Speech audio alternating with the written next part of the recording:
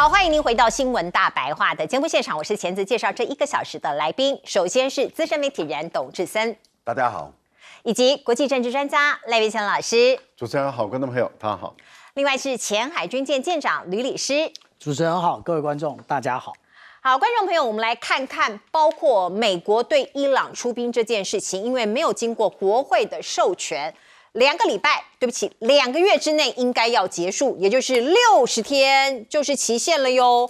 你必须把它给结束。可是，观众朋友，我们来看看美国的国防部部长，也就是战争部部长赫格塞斯怎么说。他说：“其实早就停止倒数计时了。4月8号我们不就停战了吗？不就停火了吗？所以是按下了这个暂停键啊。我们现在处于停火状态。我的理解是这个60天的时钟，也就是我们讲的没有国会授权的这60天，现在暂停了所以可以延长。它的言下之意是这样。那另外，我们再来看看福斯新闻怎么报道的。他说，美国中央司令部司令向川普总统汇报对伊朗的最后一击计划，什么意思啊？要发动最后一击耶。所以您看到包括高超音速暗音飞弹、轰炸机增援、航母集结，过去一段时间，我们从各个迹象来看，的确重兵压境那什么是暗音飞弹？大家看到目前有8枚交付给美国陆军，只有8枚，还没有完完全全成熟应用还在做相关的作战测试，真的会放在实体的战场上吗？川普又说了，我们现在跟伊朗在谈判，可是这些人躲在山洞里头领导人都死了，我们可以直接飞越他的首都德黑兰上空，不会遭到攻击，因为他们没有防空武器。可是现实好像不是这样的耶。我们再来看看美国的五角大厦负责人说，外传美国的军火弹药打光光，没这回事。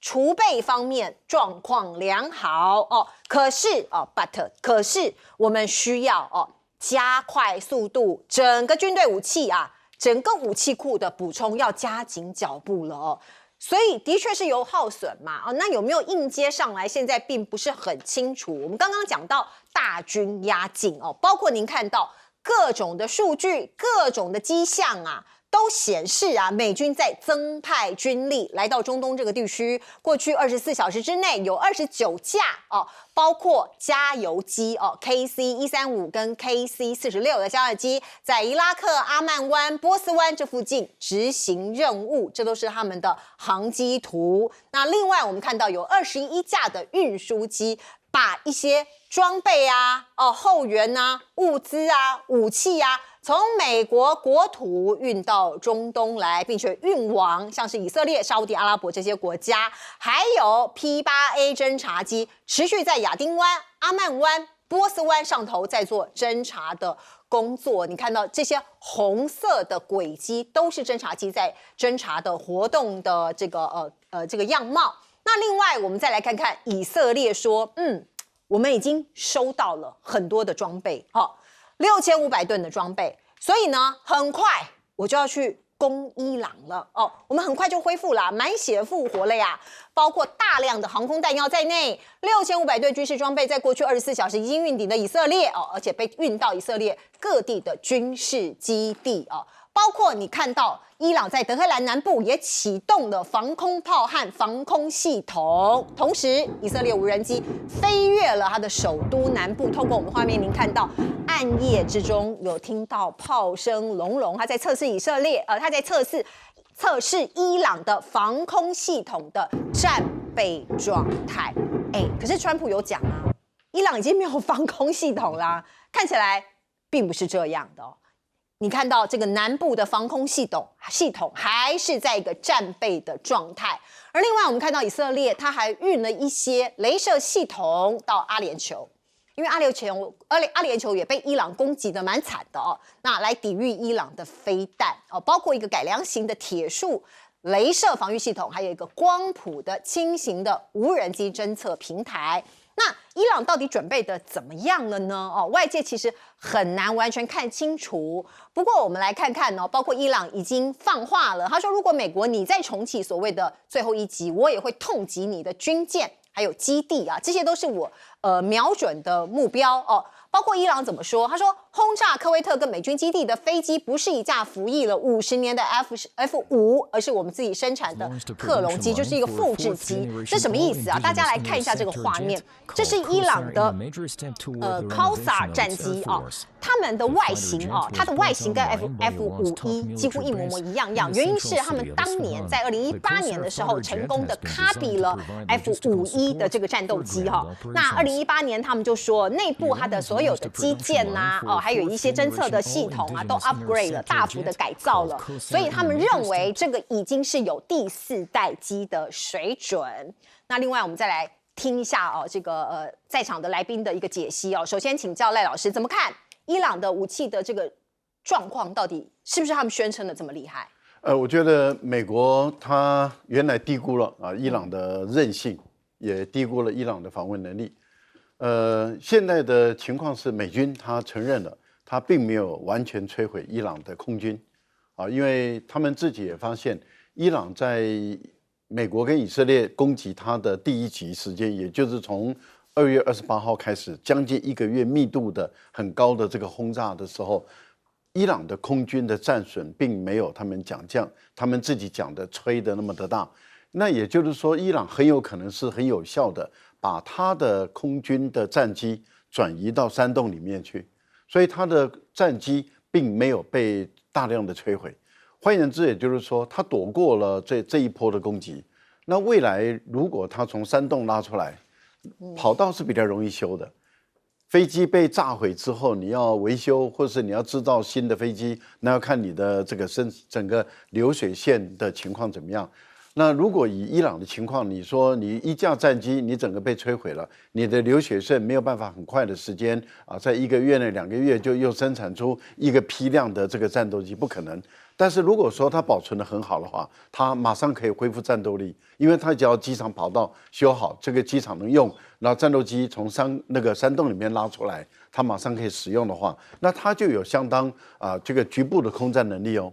那这个对美国的军舰来讲会构成威慑所以我觉得美国现在到底对伊朗的战损估计的诚不诚实，或是准不准确，我觉得川普自己的讲话都松动了，因为原本他说100%空军被摧毁，现在说可能只有摧毁1/3，换言之，也就是说还有2/3的空军实力没有被摧毁。第二个呢，海军他们原本也说100%被摧毁，现在只能够证明大型的船舰被摧毁。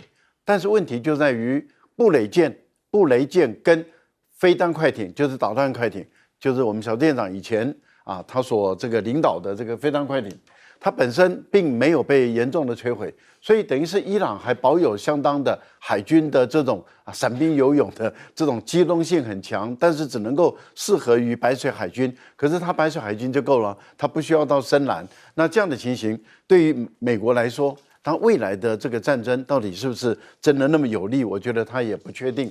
还有一个部分就是防空系统，您刚刚有谈到了，美国已经在测伊朗到底防空系统怎么样，可他们发现伊朗有自制能力的这个防空能力，也就是说并不完全依靠这个俄罗斯所供应的，不管是S300或是 S400那当然伊朗没有 S500，但是问题就在于伊朗似乎有自己的防空导弹能力，那这个部分里面是不是川普都太过于轻敌了？好，我们看到这个情况那也就是说，如果中央司令部真的有说我要在停战之前再来一个致命的一击，可是大家会问一个问题，就是说你这一击到底真的有效还是没效？我个人有时候会觉得你的姿态摆那么大，动作摆那么的多，你是不是为了要谈判？而不是真的要打，为什么？你想想看，如果说以这种打这个对方的这个埋在地底下很深的这种基地的话，那在去年6月的时候美国跟以色列，尤其是美国派出这个隐身战略轰炸机，用钻地战这样子炸那么多天，炸了10几天。那理论上讲，这些重要的埋在地底下很深的这些，不管是核设施或是重要的导弹库，应该被摧毁的很大一部分了嘛。另外，也就是说，从2月28这样1个月以来，美国川普自己都说我打了1万多个目标，摧毁了2000多个军事基地。那理论上讲，你已经打无可打，然后你想打的打不到，你说我今天再用这个没有经过战场试验的8枚的实验室的导弹，就能够造成这个伊朗重创，然后他屈服投降，这个可能也不实际，因为你已经打了这么久了，伊朗都不屈服投降，怎么可能你这么一击，然后很短的时间内你又要结束你的战争，伊朗就会屈服投降？那不实际嘛？那如果你今天最后这一击打了，伊朗还是不投降，那你怎么办？接着你该怎么办？这又是一个问题。可是我觉得最糟糕的地方是在于不能毁掉美国的宪政体制，也不能够毁掉美国的法治体制。为什么？我觉得川普他们现在有点在赖皮，就是我打了，我停了，我停火就是我战争结束喽，那就归零，重新计算。他说按下那个暂停键，暂停键是不是也就是60天还没到哦？我按下暂停键了，所以一切归零，然后我又打了，那是重新打，那是不是60天从这一天开始又计算，然后58天我又停了，那是不是又不到60天了？又要重新计算。那我打了，我停了，然后我又打了，我又停了，那你奈我何？那所以现在的关键问题就在于美国的国会议长2个议长，第一个这个副总统他是参议院议长啊，是，那他一定是维护共和党。对，现在是众议院的议长也是共和党的，他也维护川普，那你怎么解释？真的，来，我们再请教舰长，怎么看这个战场上的最新状况？到底这个暂停键按下去啊，川普总统自己的新政到底是什么？我们来看看这一个是这个礼拜2美国的这一个海军那个新闻网它所公布的相关内容，我们就会看到现在的确我们这个福特号呢，它已经要回头了。那它回头之后，但是我们看到有关于阿拉伯海这边，其实是有林肯号打击群，还有这个布希号打击群，还有迪利波里号的远征打击群。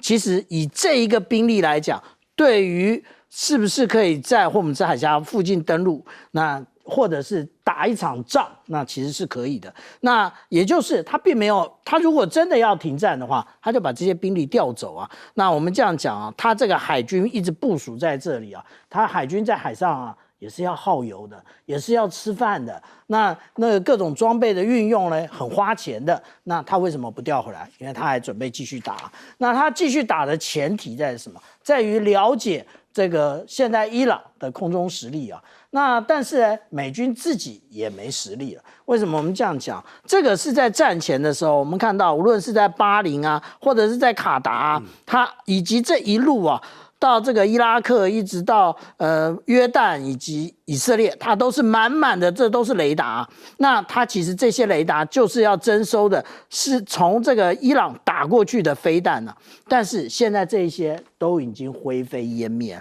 尤其是我们看到这边这个卡达的长程预警雷达没了，那我们看到这个有关于萨德雷达也没了。都没了的状况，所以现在为什么看到的都是海上巡逻机，以及我们看到这个RQ-4或者这些飞机在天上飞？那最主要的原因是，如果没有这一些飞机作为预警、作为目标指定的话，你就派战机上去。其实战机它的雷达的那个可以扫描的范围其实是有限的。那至于弹药的使用，这是 CSIS 所公布的那至于说这个存量到底是有多少，其实我是很怀疑的，真的有这么多吗？可是呢，他这里公布的就是在这一次战争当中到底使用了多少。那其实这比较可信因为大家都可以看得到嘛。可是我们来看通通超过42个月。42个月的意思是什么？也就是3年半，你才能够补回你的这一个库存。那其实这是非常要命的一件事情。是。来，董哥，大家其实可以看到这美国现在已经被人家看破手脚。川普昨天跟普京讲，我们通了这个电话以后俄乌战争跟美伊战争马上就要结束了，大家听听就算哈。那今天川普赶快找中央司令部出来开会，说那伊朗这个战争要怎么结束啊？那大家知道哦，司令是库珀上将哦，那跟他做了简报，所以放出来消息说川普可能要采取大规模再战。哦，那他有什么大规模？他光第一波这一波打下去，战斧飞弹1000多枚都已经射光了。他现在没有，你知道赫格塞是昨天跟前天，他在参众议院的军事委员会做报告，在那边吹着讨钱啊，说我们已经没有那个，可是对外又讲我们武器还是很充分，没有充分，其实大家都很清楚。上个礼拜赫格塞就打电话给爱沙尼亚，说我们原来要给你的爱马仕那6套，我们要延缓，没办法。这个就可以看到了，他们现在停战哦，美国跟以色列到处去调这些弹药武器，为什么？因为原来的库存都打得差不多了。那美国他从欧洲从亚洲大家也知道，萨德系统从韩国都调过来的所有这些东西就知道说，他其实现在所剩的东西不多啊。所以我跟你保证啊，川普现在求爷爷告奶奶因为年底有个期中选举。那2个礼拜以后说要跟习近平会面，怎么会面啊？你一个战争，各位朋友，我们美国打这场战争的时候，他认为他可以很快2个礼拜、4个礼拜。今天打了多少天了？62天了，各位朋友，已经打62天，还没办法收拾。他的敌人部队没办法上伊朗的时候，这场战争就没办法结束。那他要上去的话，他的死伤就会非常多。当死伤一多的话，那其中选举他一定挂了。这个关键很大川普现在为所欲为，所有东西都由他解释啊。为什么？因为参众两院共和党都过半嘛。那如果这个其中选举以后，参众两院的结构可能就变了，变成民主党比较大，席次比较多。到时候他很多东西他是没办法再这样可以随他自己在那边吹牛或者予取予求。为什么？那些议员就会觉得很受伤。为什么？我们剩下我们再挺你的话，两年后真正的选举我们又要输了，我们可能会落选呢。那你川普你已经不能再连任了，我们没办法再挺你所以各位可以看到，现在川普他其实自己非常紧张啊。那他很想在最短的时间说我把整个美伊这个战争把它结束，现在显然是做不到啊。因为他太低估了伊朗那伊朗被低估的东西是在哪里？在于地底下。美国的优势，空中所有的那些东西你没有办法去侦测到地底下它还藏了多少东西，所以它还有多少武器不知道。这就是美国碰到的一个政治现实。是没有错。而且呢，雪上加霜的是，在这场战争里面，我们看到美军的驱逐舰也好，航空母舰也罢不断的有事故发生。CBS 的最新报道是，这个礼拜的稍早的时候隶属于美国海军第7舰队的西京号它是导弹驱逐舰发生重大的火灾，让它的电力还有推进系统瘫痪。现在还不知道为什么会起火，还有到底哪个地方起火，也不知道船受到什么样的损伤，还有哪些部位有损伤所以看起来一切都在迷雾当中。那本月光是这个月已经有多起事故了，所以到底发生什么样的事情呢？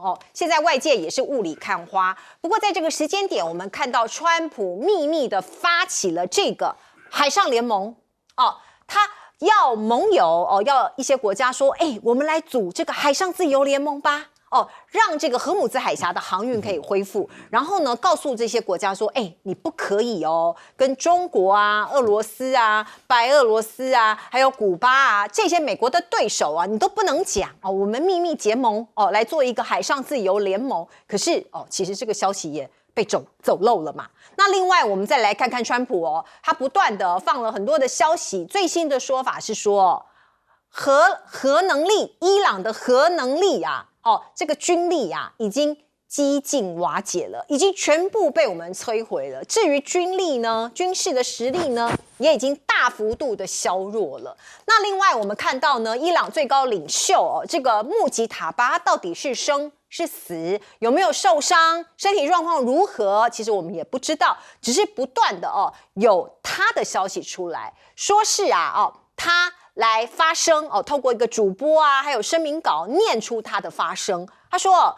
美国人在波斯湾唯一该待的地方就是海底啊。那对于荷姆兹海峡的控制，他认为这个可以让波斯湾更加安全哦，所以他们会有一个法律规则，还有新的管理方式哦，看起来他是铁了心，一定要控制这个荷姆兹海峡。那伊朗的总统也说啊，现在呢，美伊双方处于停火状态，可是美国针对伊朗港口实施的海上封锁，事实上就是你的军事行动的延伸。你封锁我就是一种军事行动。那另外，我们再来看看伊朗的议长怎么讲。他说：“你川普厉害啊，好，你可以封锁啊，你对我们现在做封锁，那个封锁就像是他建议啊，美国在这嘛，那你一堵墙从纽约到西海岸，另外一堵从洛杉矶到东海岸，你做这2堵墙总长度是7755公里，比伊朗的边界还短。”可见伊朗他的意思是说，呛下伊朗边界有这么长，你怎么封锁，你怎么防堵都防堵不了。那另外我们再来看看，包括川普声称伊朗的石油快撑爆了，因为我们封锁它嘛，它石油运不出来嘛，所以快撑爆了可是我们看到有专家讲说，事实并不是这样，因为伊朗有足够的石油储备，它有很多油槽相关的储备的设施。保守估计伊朗至少还有26天的时间，这个储油才会被完全装满。可是你有看到它在运出去，它也有在海上运输，有31艘跟伊朗有关的船在5月底会返回中东所以呢，外界这些专家估计，伊朗还可以维持长达76天的储备的时间意思是说，美国的封锁其实没有办法完整的封锁伊朗。那另外，我们再来看看刚刚伊朗议长讲的意思是什么？你怎么封锁？你看到包括巴基斯坦，说是他开了6条陆上的生命线，你看到不同颜色，像是粉红色的啦，黄色的蓝色的绿色的，它是从陆上开辟陆上生命线。那这个6条呢，就是跨越2国陆路边界的贸易路线，它可以协助德黑兰把一些商品输出去。另外呢，这个输出去之外，还可以把中国或是俄罗斯的这些东西呢，再运进来中国或是俄罗斯的一些援助的物资给运进来，也就是这个陆上的生命线可以让这个德黑兰让伊朗它的物资还是可以从外界运进。那另外我们再来看看川普说我要砍驻军。他在惩罚这些盟友因为大家都知道美伊战争发生到现在，像是意大利西班牙不听话不让他们用空军基地，不让他飞过领空所以呢，川普说要考虑削减派驻德国的美军人数。那媒体就说，那这个意大利、西班牙的美军人数，你考虑要不要削减要不要把它缩减他说，有可能因为他们没有帮助他们表现糟透啦。可是并不知道川普的想法是什么。可是五角大厦很震惊他说五角大厦对这个从来没有任何的预期跟预料，也没有这样的计划没有任何形式的撤军计划。来请教赖老师。川普威胁要从德国撤军，可是德国的外长已经讲好了，我们已经准备好了那也就是说我不在乎，你如果要撤的话你就撤，你如果要减少驻军你就减少。但对德国来讲没有影响，为什么？因为欧洲真的要把俄罗斯当成他们的主要威胁吗？有必要吗？我觉得这是一个问题到底是美俄之间是真正的敌人，还是欧洲跟俄罗斯是真正的敌人？俄罗斯对于欧洲的国家，例如说对德国、对法国、对意大利、对英国等，它有领土的野心吗？其实理论上讲是没有，也没办法真正能够从欧洲来抢到土地。你看打一个乌克兰这种国家都打了4年多了，然后才抢占到13万多平方公里的土地。那如果说它13万平方公里土地当然不少了，比台湾大好几倍了但是问题就在于俄国它真的有意识要抢占土地，一直延伸到西欧、中欧跟南欧我想这个可能性不大。所以对欧洲的国家来说，尤其是中欧跟西欧的国家，像西班牙、像葡萄牙啊，甚至像意大利等，他们这些国家来讲的话，如果你美国撤走的话，对他来讲其实没有影响，真的是没有影响。那德国的态度也说你要走，那我们也尊重嘛，啊，我们也知道了，然后我们也没有要挽留你。可是问题就在于美国走不了，美国也不想走，因为美国一走的话，他以后就很麻烦了。他在海外用兵，欧洲这一块少了这么庞大、这么重要，而且非常具有地缘战略位置的土地，他就寸步难行。例如说，您看这一次他要去支援以色列的时候，他要从英国出发。好，那如果英国跟他交恶，英国说你不要在我这边驻军了。那他从哪边出发？他从美国本土出发到以色列，他做不到，那累死了。第二个，您看他当时要经过西班牙，西班牙说你不能经过我领空，所以他只能绕过这个大西洋来飞，也很麻烦。然后他要经过意大利，意大利说只能够进行无害通过，但是要到以色列的军机，那不可以。你不能去以色列，因为我们反对以色列对于伊朗还有对于这个叙利亚的杀戮。法国也做同样的动作，所以他就变成他都不行做。那各位想想，对美国来说的话，如果没有欧洲的这么重要的这些非常具有交通枢纽地位的军事基地存在，美国以后跟以色列的资源作战，美国寸步难行，他走不动的，他也打不了的。这个对以色列是非常大的危机啊，对美国来说也是很大的危机。所以我觉得川普是讲大话了，他做不到。而且欧洲的国家，其实我们看到现在的是西班牙、葡萄牙，还有甚至德国、意大利，他们的反应都很冷淡，就是你要走那就请便嘛。问题是你走不了，而且还有一点不同的地方在哪里？美国在欧洲的军事基地是美国人自己掏钱。可是美国在日本跟韩国的军事基地是韩国人跟日本人掏钱，这很大不同。这叫做大小眼，就是欺负亚洲人，然后被欧洲人吃定。这个就是很明显的这个歧视性的行为。欧洲人歧视美国人，美国人歧视韩国人跟日本人，这个就是摆得很明白了啊。好，我们来看一下这个有关于美国的要封锁伊朗。坦白说，真的做不到。伊朗它往阿富汗也可以通，往巴基斯坦也可以通，都可以通到中国大陆去。它往里海经过土库曼、哈萨克也可以进入中国大陆。它往里海也可以直接进入俄罗斯。它还有亚塞拜然，还有这个伊拉克然后另外还有其他的国家。我们可以看到，美国要封锁伊朗，还真的封锁不了。是，的确是我们看到这个图就清楚的了解，这个运输线就运输出去了。来请教舰长，我们刚刚看的那个图是陆上生命线的部分那这个陆上生命线最重要的还不一定是巴基斯坦。那例如说，我们看到这个是伊朗到中国的铁路这当中呢，其实经过了土库曼、乌兹别克、哈萨克，然后从新疆进入到中国的这里是义乌那也就是所有的生活用品那都可以从这个中伊铁路源源不断的运到伊朗。那伊朗的原油呢，也可以透过这个部分那个源源不断的运到中国。那这也就是这个。也不是今天第一天的事情这是2013年的那个时候通车的时候，我们看到这上面的国旗这就是伊拉克，然后这个是哈萨克、土库曼以及中国大陆，也就是他会走过这些地方那刚刚赖老师说有关于里海的部分那我就帮赖老师证明一下为什么？这就是今天3点30分我截下来这个里海的图，我们看到红色的部分通通都是邮轮它这个邮轮开到哪里？开到这个俄罗斯去，也就是他到俄罗斯去洗一趟之后呢，就变成俄罗斯的油了。那所以你这样到底封锁什么？他不愿意告诉大家实话，这才是真正的问题那至于川普他在这个讲大话，他也不是第一次那他现在讲撤军然后他又讲说他已经摧毁伊朗的核能力了。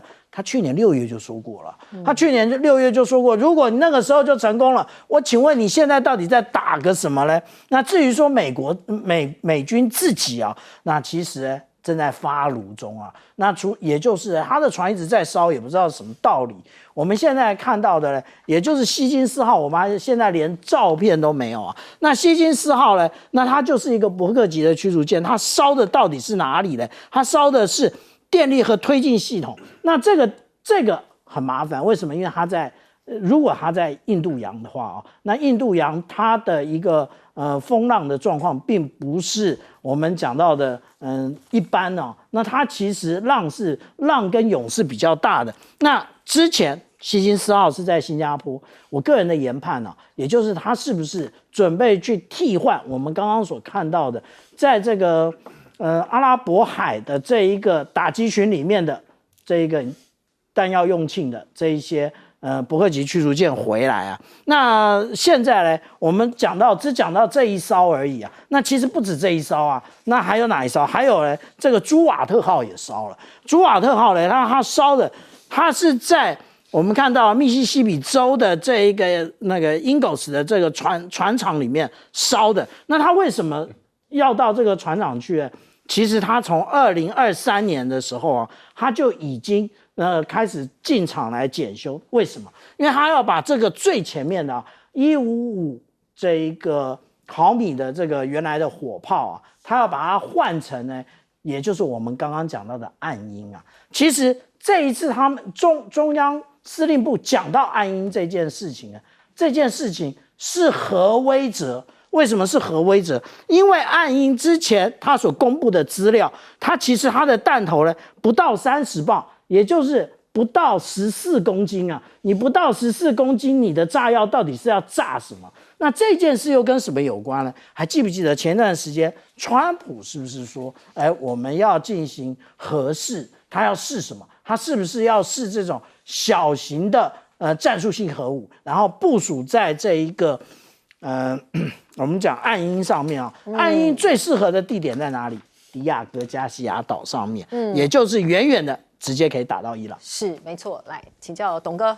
有这2年的战争大家可以看到，美国最厉害的，它不是武器，最厉害就是偷袭，不讲武德，所以他很多觉得说，我打赢了，委内瑞拉我偷袭，我就把他的总统抓来了。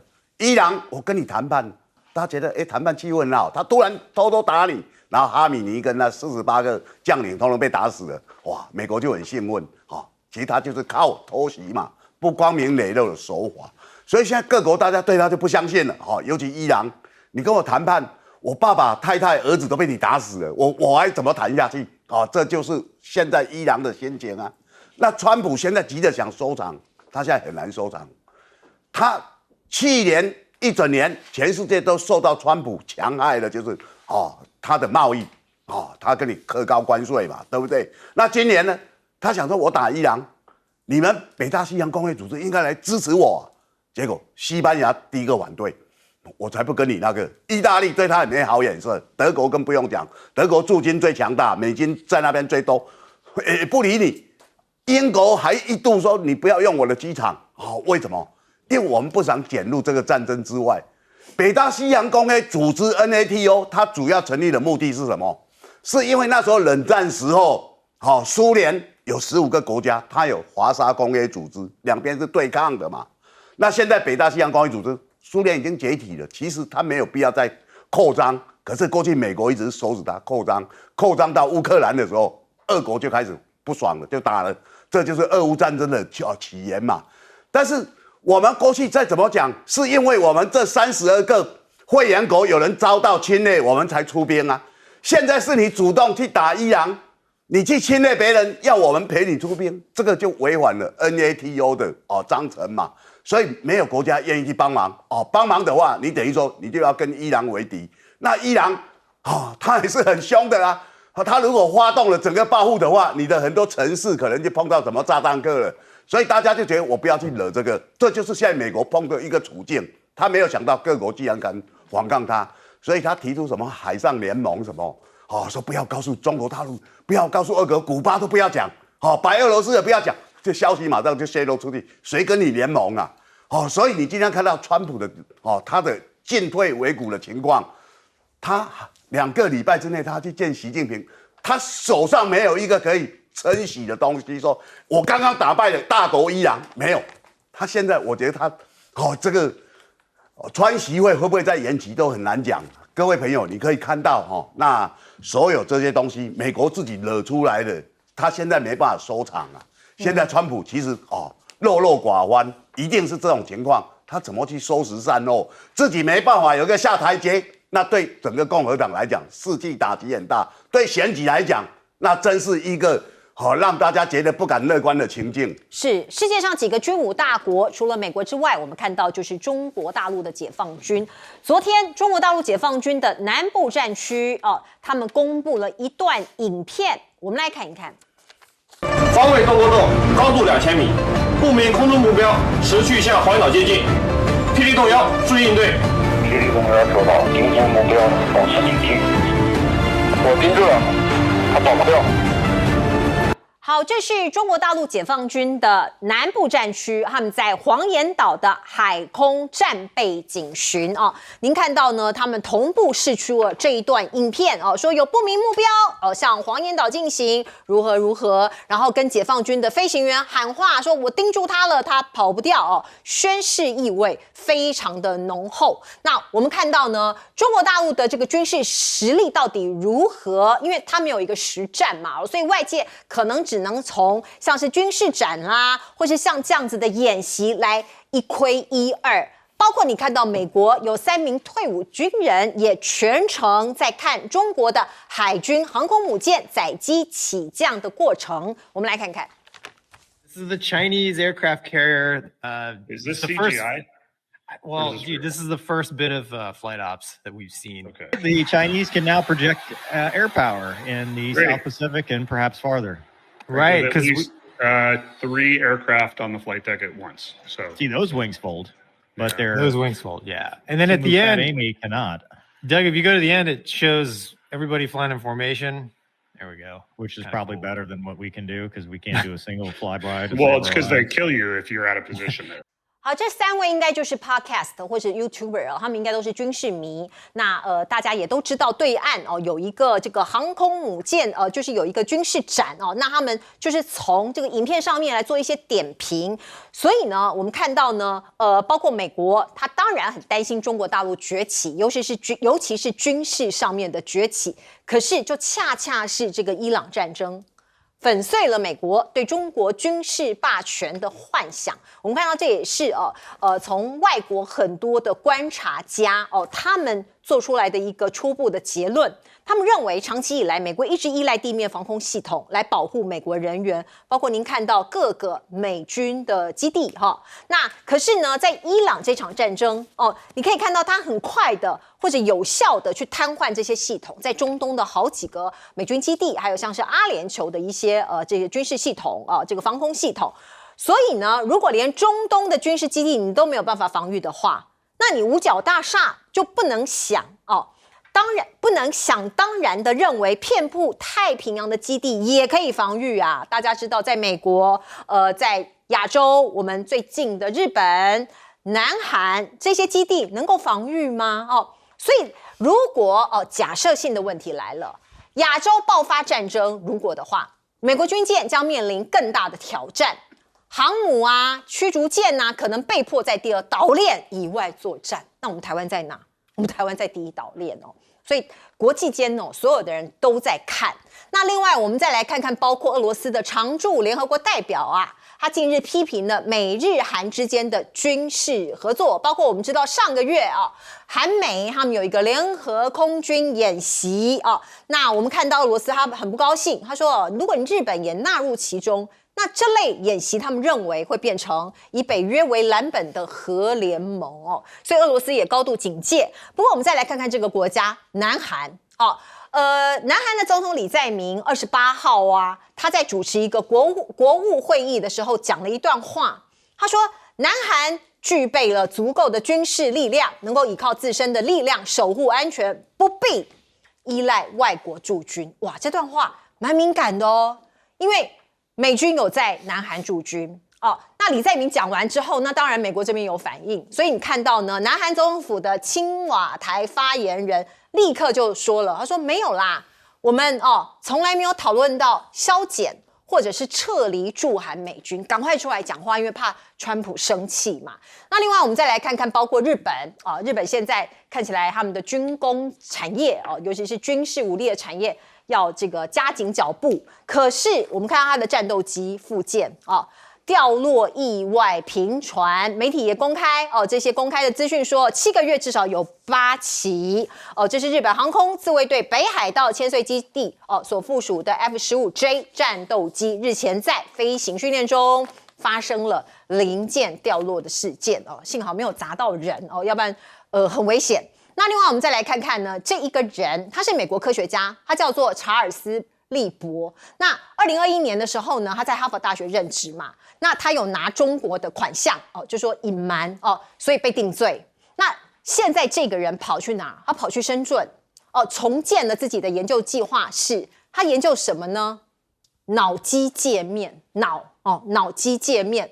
所以我们看到他在这个深圳的医学科学院哦做这样的实验室。那这个实验室有哈佛大学难以企及的资源，包括专用的半导体微影设备啦，还可以容纳2000只灵长类动物的研究设施，因为要拿这个脑来做实验哦。这个机构正在吸引更多美国顶尖的研究人才哦。所以那对于这个我们看到美国媒体的报道，他们当然是用一个比较警讯的一个角度来看哦。那他们也访问到利伯这个人哦，他说。我在2025年，就是去年的4月28号抵达中国。当时他怀抱着一个梦想哦，希望哦，他只拿了一点点东西过去。可是哦，他目标是让深圳成为世界领先的城市。另外一个消息是，位于浙江省绍兴市的超级工厂，在礼拜2的时候全面完工。这个工厂是干嘛的嘞？它是用于生产大型液体燃料运载火箭的利剑2号哦。那未来可能会量产，据说3到5年之内会全面投产。来请教老师，南海的黄岩岛是很大的一块泻湖哈，非常的重要啊。这个地缘战略的位置真的是非常的重要。那原本就是因为大陆还有台湾还有跟菲律宾大家都有争议。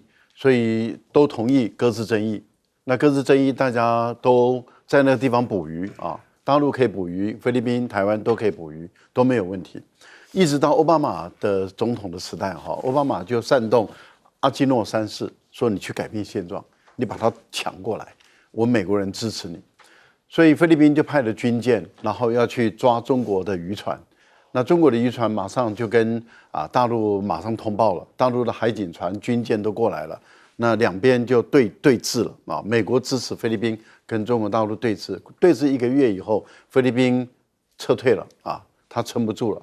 撤退以后，大陆就控制了整个黄岩岛，那就没有争议了啊，这个是我的了，没有争议，因为你要改变现状，我就让现状就回不去。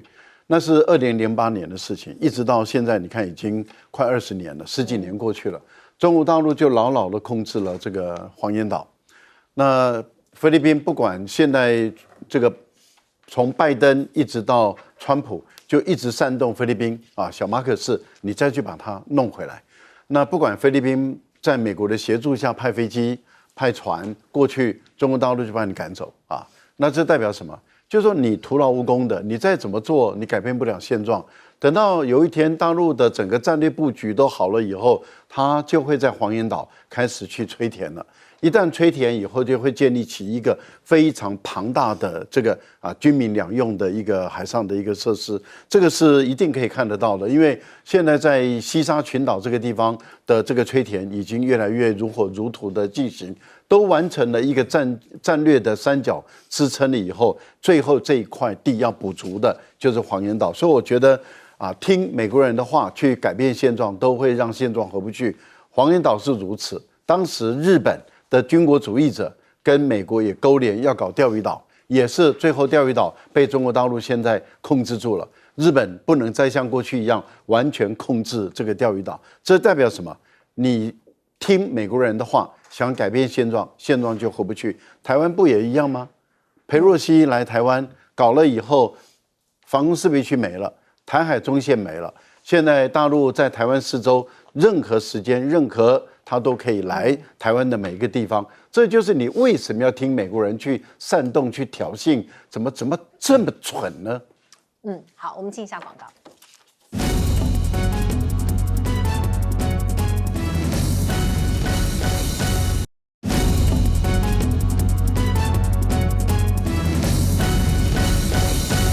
好，请教舰长怎么看？那个俄罗斯的常驻联合国代表批评美日韩之间它的一个军事是要以北约为蓝本的这个核联盟啊。那这个核联盟呢，那有关于韩国的部分啊，几乎已经确认了，也就是韩国它要制造核动力潜舰。那日本现在感觉还在雾里看花啊。不过这一次啊，我们讲到他为什么会讲这句话，这句话的原始是从哪里来的？2022年是由北韩先讲这件事的。那为什么现在俄罗斯在4年之后跟着讲？也就是俄罗斯经过这么多年的观察之后，他觉得这个是个事实。那当然，他也是亚洲国家嘛，那他也提出这个预警。那这个到底是在一个什么样的会议上面呢？他是在核不扩散的审议大会，但是这次的审议大会变成了美伊吵架大会。为什么呢？因为美国指责伊朗说，你们就是经过这么多年，然后你都在骗我们，你其实是要发展核武的。那但是呢，你告诉我们你一直民用，但是伊朗怎么说？伊朗说这个世界上唯一使用过核武的就是你美国啊。那吵来吵去的，那但是真正要注意的是日本。日本的狼子野心啊，我们来看，这是很多年之前的一个新闻啊，也就是我们看到2015年的时候，其实日本的布储备呢，就引发了这个问题。它的布的一个储备呢，我们来对比一下啊，它的储备我们来看啊，那相对于德国来讲只有3吨，日本有47吨，这么多。对，好，我们进一下广告。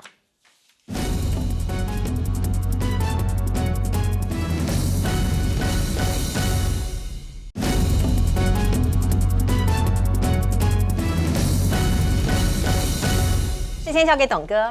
其实各位朋友你看现在这几年全世界发生战争，你要怎么观察呢？我有一点浅见就是俄乌战争，很多人讲说，俄国为什么拿乌克兰这么多年拿不下来？俄国全世界排名第2，对不对？军事武力第2，为什么拿不下来？乌克兰排名20，为什么这样？因为欧洲跟美国在给他武器嘛，大家可以看到。可是这场战争让人家看到了俄国原来自己有太多问题了，他也没有想象中那么强啊，他应该有致命的一击，很多飞弹很厉害。可是我们从美国这场战争，大家看到，原来美国也不够如此。伊朗排名全世界20，美国全世界排名第1。那大家知道世界的金融大国不是美国就是俄国，接下来就是中国大陆。那中国大陆有多强？没有人看到，因为他没有发动战争啊。